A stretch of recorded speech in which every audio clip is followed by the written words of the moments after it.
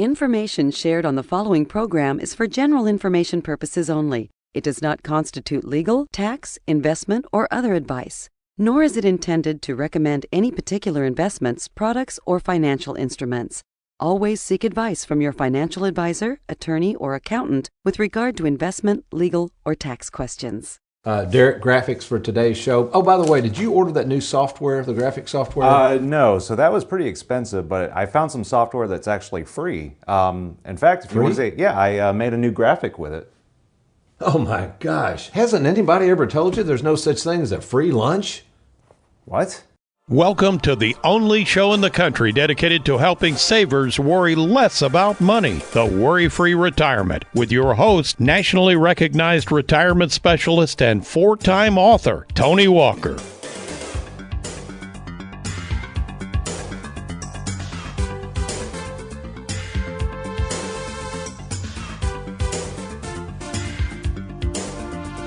Free delivery, free money, free bonuses, free service, free dinner seminars, free.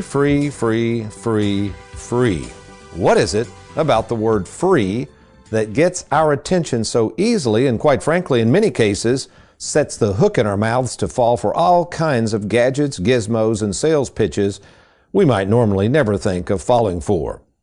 Well, welcome, folks, to the Worry-Free Retirement, and I am Tony Walker, and today we have a wonderful show for you, and here's the title: There's Really No Such Thing as a Free Lunch. And to help me explore this subject of no free lunches in this world is America's favorite financial sidekick, bright-eyed and bushy-tailed, here this morning on, what is today, March 15th, 2022, Mr. Aaron Orander. Good morning, Aaron. Good morning to you, and happy Ides of March. Today is March 15th. That is the Ides of March. Do you know about the Ides of March? No. It's a really famous theatrical term. Do you know what happened on the Ides of March? No, I do Just not. a little history lesson. Okay. Today, Julius Caesar was assassinated.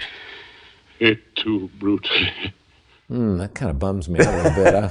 And the whole thing about the Ides of March, not really anything to do with our show, the whole thing with Ides of March was that was the day for debt collection in Rome. Ooh, now debt collection, that's getting toward the financial world a little bit. It was well known as a very, very bloody and violent day because, you know, if you went and knocked on Tom's door and was like, "Hey, Tom, it's the Ides of March, you owe me my money," and he says, "Well, I ain't got it yet." Most of the time that ended up in Tom dying or, a sword in his belly or, whatever. Ouch. So it became a really, really rough and awful day. So then with tax season approaching by the time this show's on, so really the IRS is pretty friendly in this country compared to those fellows. Yeah, compared to those people, yeah. Okay, I've got a new, more favorable view of the IRS in our today's society. But, speaking of freedoms, I guess that's kind of where we're going here. The theme of today's show, and have you ever heard that saying, Aaron? There's no such thing as a free lunch? Yes, I have heard that saying before. Okay, so that's really what we're talking about, folks. But it's so funny how we all tend to fall victim to the idea that something is free. And again, even in the financial world, we're going to talk about this, these free offers, these free things, these free bonuses on annuities, these free stimulus checks you're getting, these free dinner seminar invitations with their free steak dinners. Folks, here's what I've learned over the past almost 38 years in this business and working with over 15,000 savers, in looking at more free offers from the financial world than you can shake a free stick at. There really is no such thing as a free lunch. So today's purpose of the show is to really just kind of diagnose this whole phenomenon of why we humans are so enticed to fall for the free gimmick trap, and how we can put on some, I guess, better discernment about what is free, and if it is supposedly free, what is the ultimate cost? Because that's what I've found. It's not a matter of finding the free item, it's finding the item that has the least amount of cost that we have to look at when we're doing retirement planning, which is this is a retirement planning show. So, Aaron, I asked you before we went on, you said, well, Tony, I don't know if I have any really free stuff I've fallen for, but I do have an example. I've got to share this one with you. This is actually pretty funny. Can I go back in time a little bit? Sure. Okay. Were you born in 1983 or 84? 3 years old. Okay. I was born in 1980. So. Okay, so if you received a free invitation to attend a timeshare seminar, you probably would have thrown it away at age 3. You probably wouldn't have known what it was, When I was right? 3, I probably would have chewed on it or something. I don't know. I don't know. We gave you a free offer for Lincoln Logs, maybe. But, Right. Okay, so these things are still around, and timeshares, most people realize. In fact, I asked you to Google timeshares, and you said, Tony, all I can find is stories about how to get out of them. But anyway, this is a true story. So I don't know what it was. We must have got on the radar or something.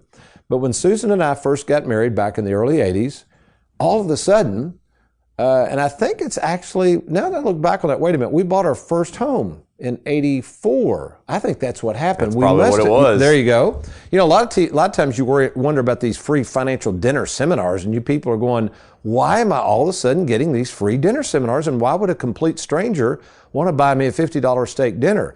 Well, what happens is there's so much information out there on us. Somewhere, somebody in these mailing services that these financial advisors hire to do these dinner seminar invitations has discovered that you're probably 55 years in age and older. Now, why would they target in their dinner seminar invitations 55-year-olds? Because they think you've got the money for it. There you go. And you're nearing retirement. Right. Yeah, that's logical.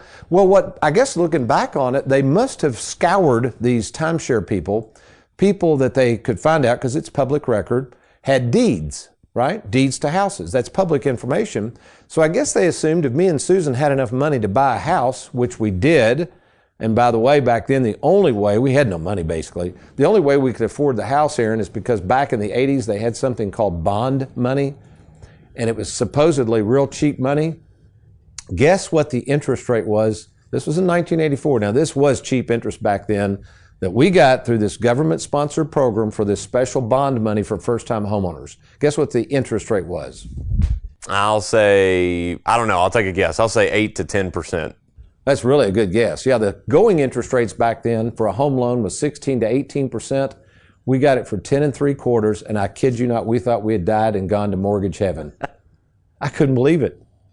But anyway, so we got in this home. So we start getting these seminar invitations for timeshares. Now, do you know what a timeshare is, Aaron? Can you define it? Oh, could I define it correctly? I don't know. It's basically you pay, well, I've been through a timeshare presentation before, and basically it's, you pay X amount of dollars. I believe it's every single month, and in return, you get this this vacation spot that is not really yours. It's shared amongst, maybe 3 to 5 other, households or whatever, but you have it certain dates of the year. Right. That's very good. Yeah. So really, you think about it, and you can pay more money for more time, but let's just say you've got a timeshare to visit 6 or 7 properties located all over God's creation with this company, and your time is allotted to 1 week a year, and you have to choose your time, and once it's up, and then you get to choose again next year. But you're right, you pay a monthly fee, there's taxes, and with a lot of timeshares, they're very difficult to get out of them. But anyway, so on this one timeshare invitation, I don't know what it was. Back then, the old cassette player Walkmans were real big. That was a big thing, and they were kind of expensive. And my Walkman had just gone out, and I couldn't afford a new Walkman with headphones, okay? And this was a big deal because these things were popular back then.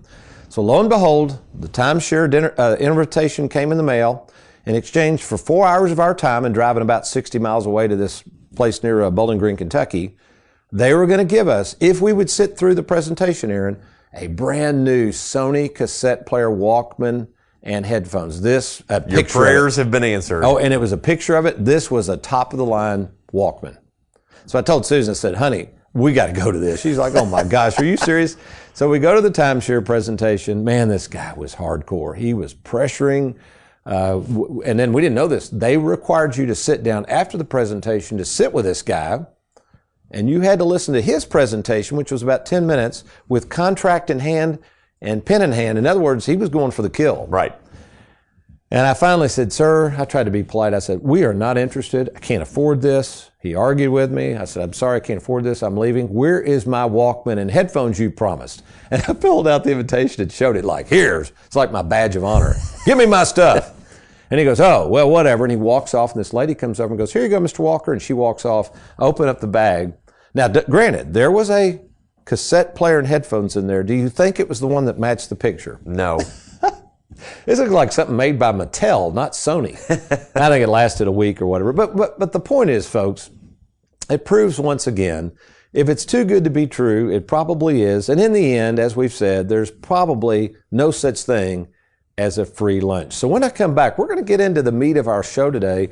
Many of you are getting pitched all kinds of offers by the financial world. And some of these offers come with a huge price and a huge catch. So we're going to expose those for you so you can be on guard for the next free lunch that turns out not to be free. I'm Tony Walker. You're listening to the Worry-Free Retirement. I'll be right back.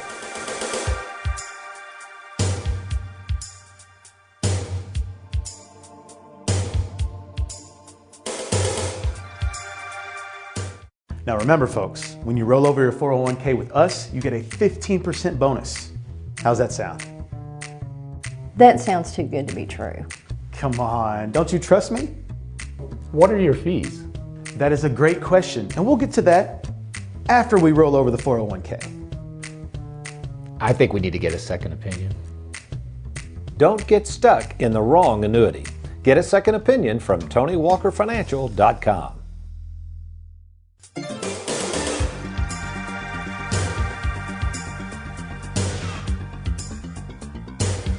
Welcome back, folks, to the Worry-Free Retirement. I am America's favorite financial sidekick, Mr. Aaron Ornder, and I just wanted to remind you, you can listen to past radio shows really easily. All you got to do is go to SoundCloud.com. That's SoundCloud.com.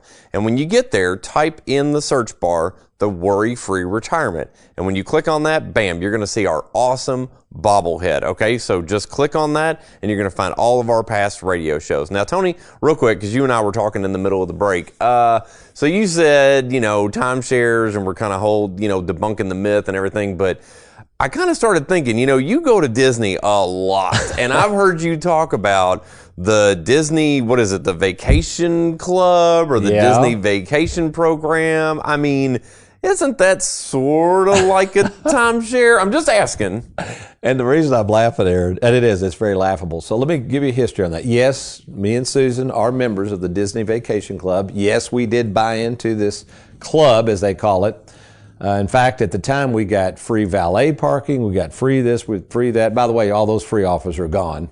Those are gone. No more free parking. No more free parking at Disney with valet service. Anyway, but this is a funny story. So back in 2003, actually 2002, my late great father-in-law, Bill Moore, who was a very analytical man, very sharp man, very, very sharp financially, had bought into the Disney Vacation Club membership and wanted us to buy it. He thought it would be good for us. So I decided to research it, and we talked. And I can remember looking at him. I never will forget. I looked at him. I said, "Oh, wait a minute, Mr. Moore. I get this. This doesn't sound like a bad idea, but really this is basically a timeshare, isn't it?"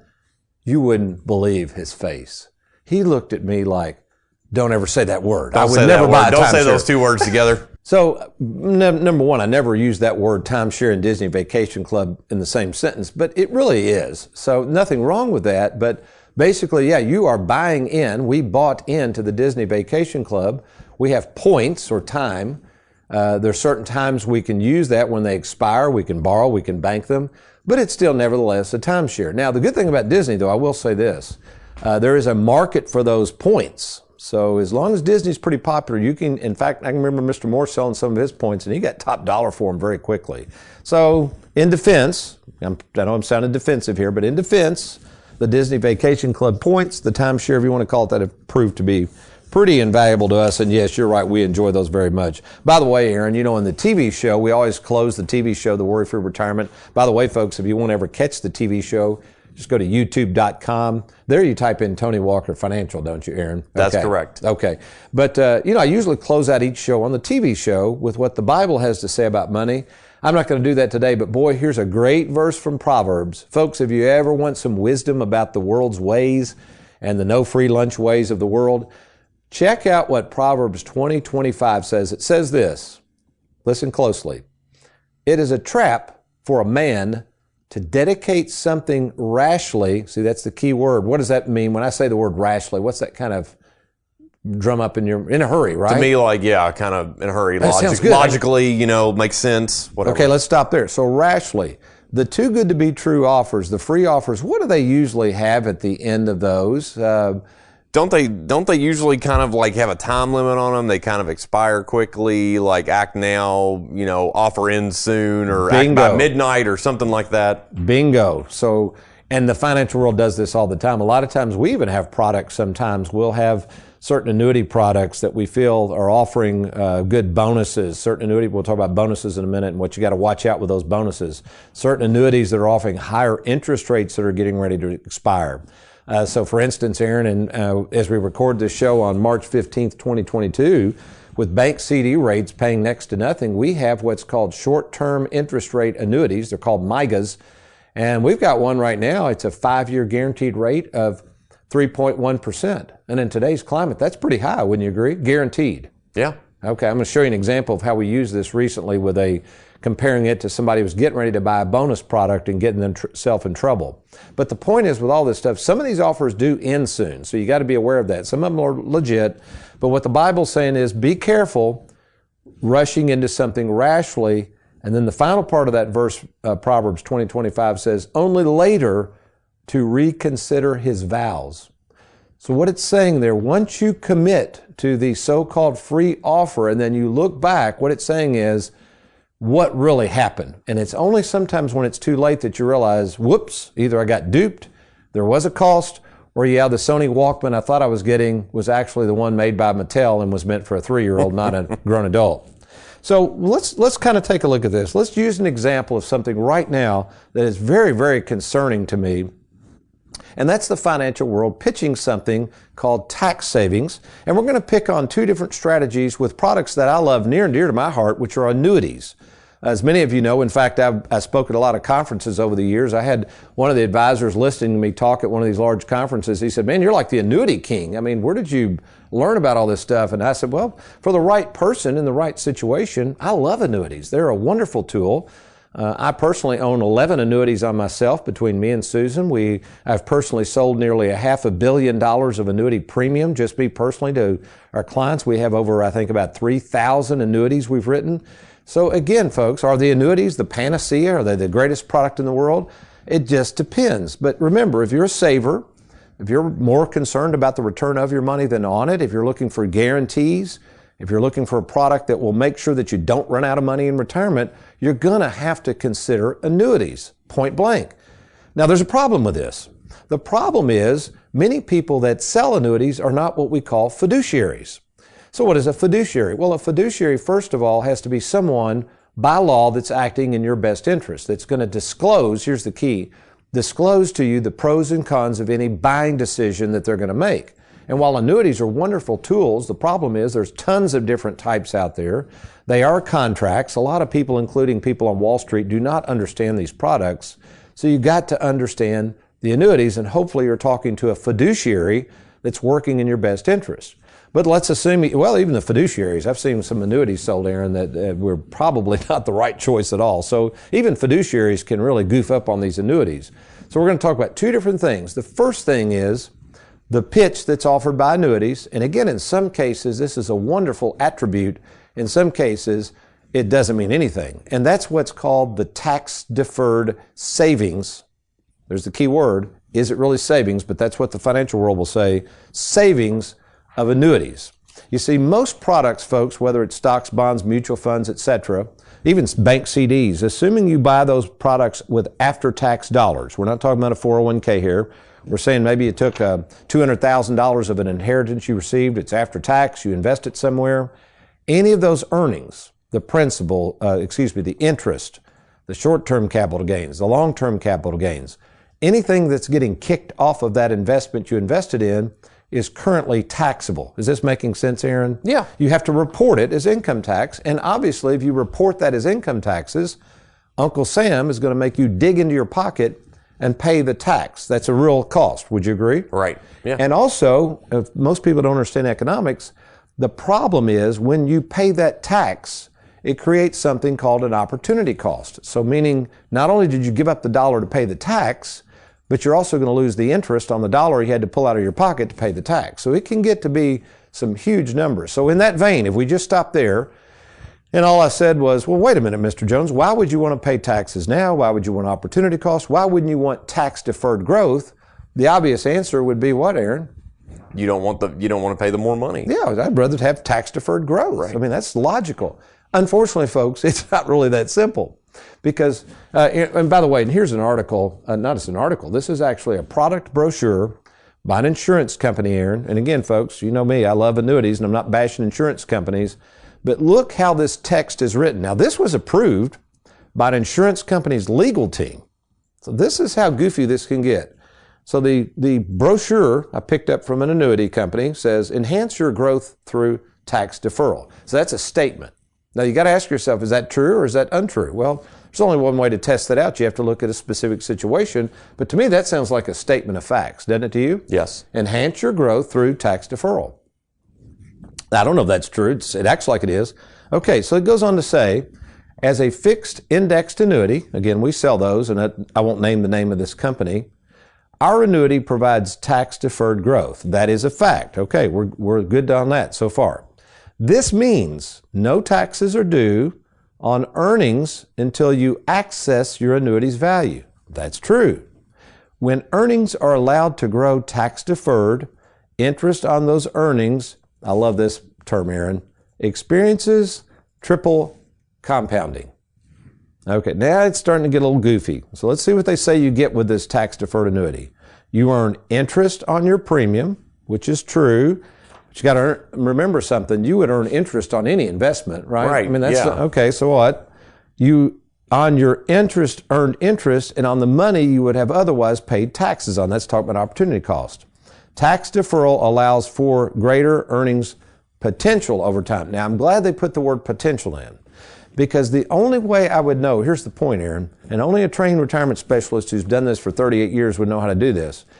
The only way I'll ever know if the tax deferral in this annuity saved me money is I have to wait to the end of the whole term, look back over that time, and compare it to something else that I would have invested in, right? Yeah. There's no way I'll know this. So folks, here's the point with this. Whenever you're investing in something, make sure that advisor is covering all angles. So in this case, this is just a product brochure. What we would do when we're working on a game plan for somebody, we would show them how this is actually going to work with their specific situation, their tax bracket, their amount of money. See all these factors that come in, Aaron? Wait. So you're saying that not all the plans are the same? You're saying that not everybody needs the exact same amount all the time? Thank you. Not all timeshares are created alike, folks. Okay. Now, the second thing, because I got to race here before I take a break, because what I'm going to close with the show is pretty cool. The second thing I've got to cover very briefly, folks, an insurance company, let's get this straight. I love insurance companies. I work with a lot of them. Don't work for any of them, but I work with a lot of them. They're in business to make money on your money. Would you agree with that, Aaron? Yes. They got to make money. Okay, they got to have a profit. So let me ask you something, Aaron. If one company was going to offer you a set amount of interest, let's say it's 3%, and another company says, well, we can't offer you a set amount of interest, but we'll give you a 15% bonus up front.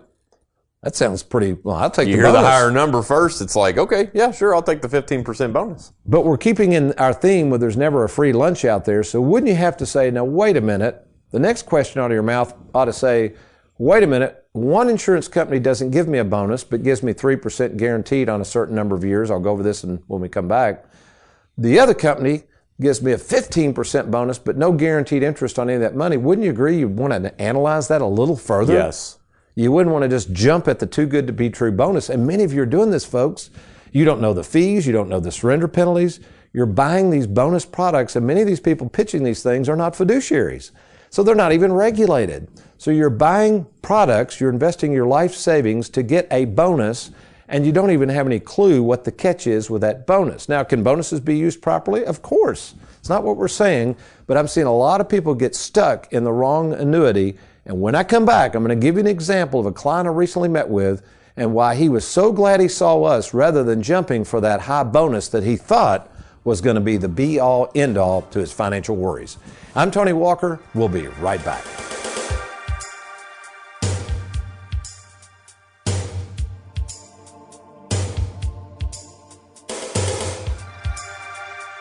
Have you recently retired, been laid off, or offered a pension buyout? Has the company you work for moved, been acquired, or closed its doors forever? And finally, do you have a 401k with a previous employer you'd like to move to safer territory? Then take advantage of this opportunity to move your 401k or lump sum pension to Tony Walker Financial. Let's meet in person to discuss your retirement options. Log on now to TonyWalkerFinancial.com to schedule your free, no obligation appointment. Let us help you today.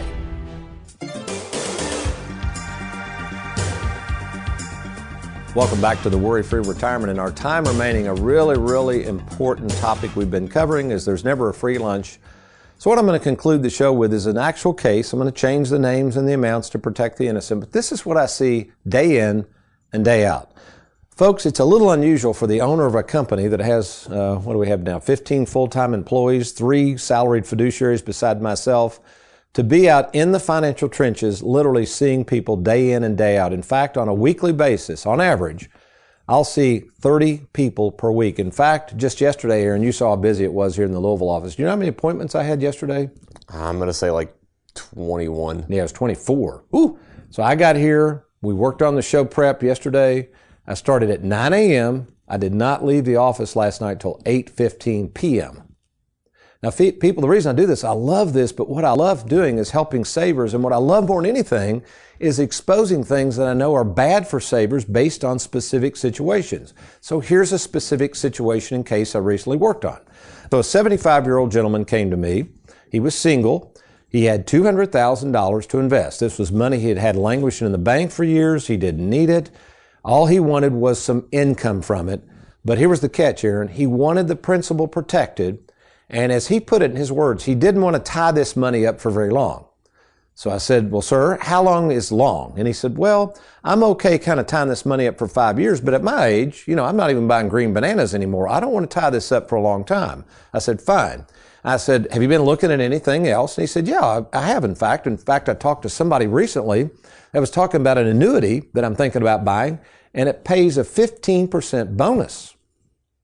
Right? I mean, okay. Big number. Big number. I didn't say there's never a free lunch, but I said, well, that's okay, but did you tell the advisor that you needed this money within possibly 5 years? And he said, well, he didn't really ask when I might need the money. He just said this was the best thing you could do because of the bonus. And then I said, well, did the advisor tell you that if you get out of that annuity in 5 years, there are huge penalties to get out? He looked at me and said, he didn't say anything about penalties. Also, did the advisor say that that particular product you're looking at, because we're familiar with it, we represent a lot of companies, has a fee every year? He went, fee? He didn't say anything about fee. And he was getting a little riled up. I said, look, stop the presses. Let's do this. What if we set up a 5-year annuity, forget all these bonuses and fees and all this stuff, because we want to have access to your money, correct? He goes, yeah, that's my main thing. I want protection of principal. I want access to my money after 5 years. I don't want a bunch of strings attached or a bunch of gotchas. Okay, great. So, and now again, folks, these rates change all the time. So here's what I did, Aaron. Real simple planning. I said, why don't we do this? You're not earning anything at the bank. We're going to put you in what's called a MIGA, a multi-year guaranteed annuity for 5 years. The guaranteed rate, this is guaranteed, Aaron, is 3% currently. Simple math. We're going to send you $500 a month, 3% of $200,000, right? $6,000 a year. $500 a month, guaranteed. It's going to show up in your bank account every month for the next 5 years. At the end of 5 years, guaranteed, all right, you can take your $200,000 back from the insurance company and do anything you want. And he looked at me real funny. He goes, sold. I wanted to say sold to the little man in the sweater vest. But here's the point, folks. Should you rush out and even get a 5-year MIGA? That's not what we're saying. What I'm saying is, folks, whether it's annuities, whether it's too good to be tax-deferred treatment of things, whether it's free dinner seminars, just remember, folks, in almost 99.9% of the cases, there's always a catch. There's never, ever a free lunch. And here's what I'm going to suggest you do right now. If you're retiring soon, have a bunch of money that you're thinking about investing, an old 401k, whatever it is, if you're sitting there getting ready to make a rash financial decision, don't fall into the victim of looking back one day having regrets. At least get a second opinion from myself or one of our trained fiduciaries at Tony Walker Financial. And it's very easy to do so. And yep, the second opinion is absolutely free. To do so, just log on to TonyWalkerFinancial.com. TonyWalkerFinancial.com. You're going to click on that Let's Get Started button.